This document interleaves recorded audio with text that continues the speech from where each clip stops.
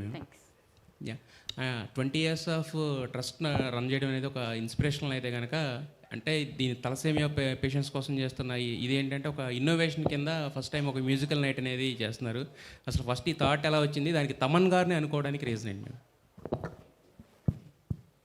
అదే మీకు చెప్పినట్టు మా ట్రస్ట్ టీంతో కూర్చుని ఈ థాలసీమియా అనేది సెంటర్స్ పెట్టాలంటే ఒక్కొక్క సెంటర్ ఒక 50 లక్షలన్నా అవుతుంది.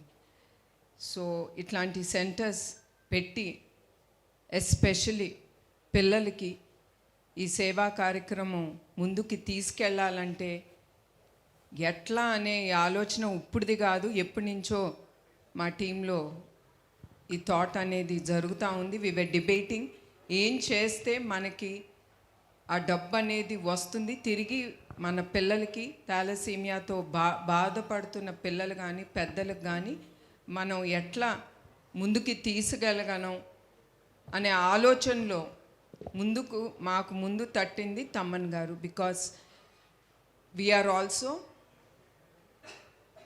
Thinking of the youth. వాళ్ళు తమ్మన్ గారు అంటే చాలా క్రేజ్.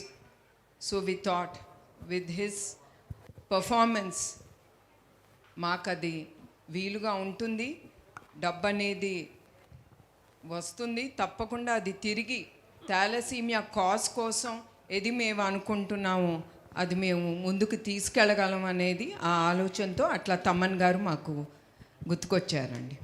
Yes ma'am. అయితే మీకు రెండు నేపథ్యాలు ఉన్నాయి, అంటే ఒకటి రాజకీయ నేపథ్యం ఉంది, అలాగే సినీ నేపథ్యం కూడా ఉంది. ప్రస్తుతానికైతే తమన్ గారితో కలిసి ఇది చేస్తున్నారు కదా, మరి ఫ్యూచర్లో గవర్నమెంట్ ఆఫ్ ఏపీతో కూడా ఏమన్నా కొలాబరేట్ అయ్యి ఈ ఎన్టీఆర్ ట్రస్ట్ తరపున ఇంకా మరిన్ని కార్యక్రమాలు చేసే అవకాశం ఉందా?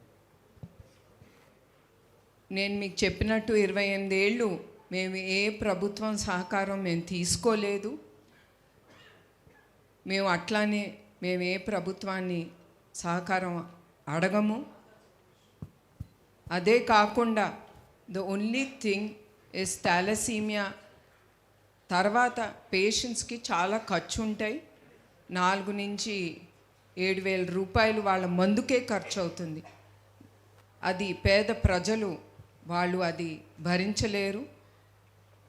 అట్లానే ఆ ట్రాన్స్ఫ్యూషన్ కిట్ అనేది కూడా చాలా ఖరీదైంది. అది కూడా ప్రభుత్వంని మేము అడగదలుచుకున్నాము. So that they can through Aarogyasri వాళ్ళు ఈ మెడిసిన్స్కి కానీ మందులకు కానీ ఈ బ్లడ్ ట్రాన్స్ఫ్యూషన్ కిట్కి కానీ వాళ్ళు సహకరించాలని అదొకటి నేను ప్రభుత్వాలని కోరుతాము కూడా. యా తమన్ గారు, అంటే ఇది యాక్చువల్గా ఎన్టీఆర్ ట్రస్ట్ ఆధ్వర్యంలో వస్తుంది కాబట్టి, అంటే